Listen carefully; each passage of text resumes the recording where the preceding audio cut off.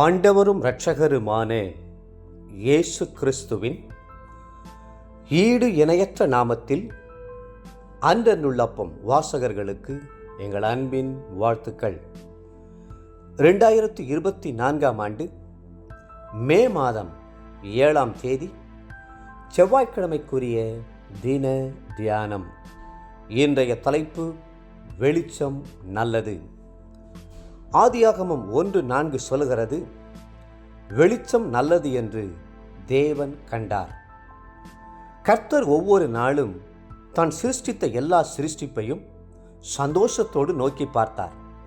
அந்த சிருஷ்டிப்புகள் அவருக்கு திருப்தி அளித்தன. முதல் நாள் வெளிச்சத்தை உண்டாக்கின உடனே வெளிச்சம் நல்லது என்று கண்டார். ஆதியாகமம் முதல் அதிகாரத்தில் மட்டுமே மொத்தம் 7 தடவை நல்லது என்கிற வார்த்தையை கர்த்தர் திரும்ப திரும்ப சொல்லுகிறார்.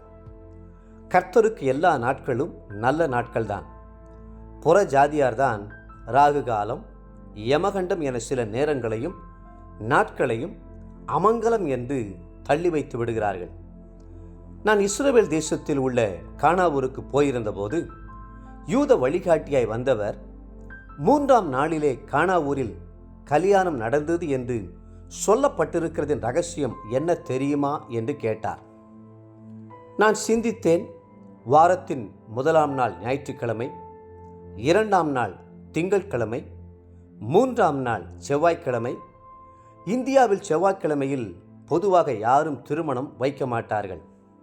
நல்ல நாள் இல்லை என்பார்கள். செவ்வாயை வெறுவாய் என்று சொல்லுவார்கள்.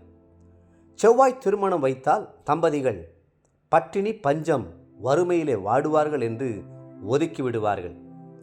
ஆனால் அந்த யூத வழிகாட்டி சொன்னார், இஸ்ரவேல் ஜனங்களுக்கு செவ்வாய்க்கிழமைதான் மிக அருமையான ஒரு நாள். ஏனென்றால் ஒவ்வொரு நாளும் தாம் சிருஷ்டித்ததை நல்லது என்று கண்ட ஆண்டவர் 3ஆம் நாளான செவ்வாய்க்கிழமை சிருஷ்டிப்பின் போது நல்லது நல்லது என்று 2 முறை சொன்னார். அதாவது அந்த நாள் மாப்பிள்ளைக்கும் ஒரு நல்லது, பெண்ணுக்கும் ஒரு நல்லது. ஆகவே செவ்வாய்க்கிழமை கல்யாணம் வைப்பது மிகவும் சிறந்தது என்றார். அப்போது நானும் வேதத்தை திறந்து 3ஆம் நாள் கர்த்தர் 2 முறை நல்லது என்று சொன்னதை கண்டேன். நாம் புறஜாதியாரைப் போல நாளும் நட்சத்திரங்களும் பார்த்து கொண்டிருக்க கூடாது. எல்லா நாட்களும் கர்த்தர் சிருஷ்டித்த நாட்கள்தான். ஒவ்வொரு நாளிலும் கர்த்தர் தம்முடைய பிரசன்னத்தோடு நம்முடைய அருகிலே வந்து நம்மை ஆசீர்வதிக்கிறார். அவர் நல்லது என்று எல்லாவற்றையும் நன்றாய் சிருஷ்டித்திருக்கும் போது கெட்டது என்று சொல்லி மனிதன் சில நாட்களை ஒதுக்குவது பெரிய தவறல்லவா? ஆகவே நாம் புறஜாதியாரின் வழக்கங்களை பின்பற்றி நல்ல நாள் கெட்ட நாள் என்று பாகுபடுத்தி பார்க்கக்கூடாது. வேதம் சொல்லுகிறது, இது கர்த்தர் உண்டு பண்ணின நாள், இதிலே களிகூர்ந்து மகிழ கடவோம். 118ஆம் சங்கீதம் 24ஆம் வசனம். பூமியிலே ஒவ்வொரு நாளுமே கர்த்தர் நமக்கு கொடுத்திருக்கிற ஒரு ஈவாகும். ஒவ்வொரு நாளையும் நாம் முழுமையாய் பயன்படுத்த வேண்டும், வீணாக்கி விடக்கூடாது என்று கர்த்தர் எதிர்பார்க்கிறார். தேவப்பிள்ளைகளே, ஒவ்வொரு நாளும் எழும்பும்போது, தேவனே, என்னுடைய ஆயுளில் புதிய ஒரு நாளை தந்ததற்காக நன்றி. இந்த நாளை உமக்காக செலவழிக்க உதவி செய்யும்.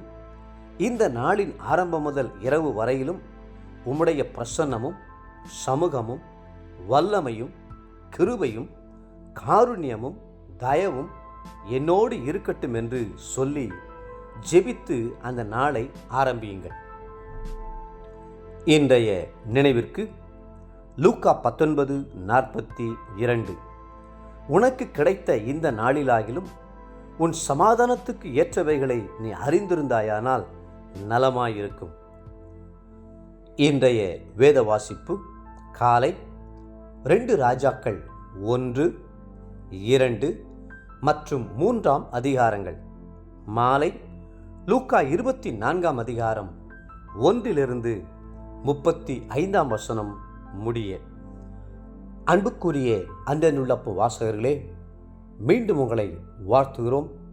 எல்லா நாட்களும் கர்த்தர் உண்டு பண்ணின நல்ல நாட்களே. கர்த்ததாமே இந்த நாளில் உங்களை ஆசீர்வதித்து மென்மேலும் உயர்த்துவாராக. ஆமென்.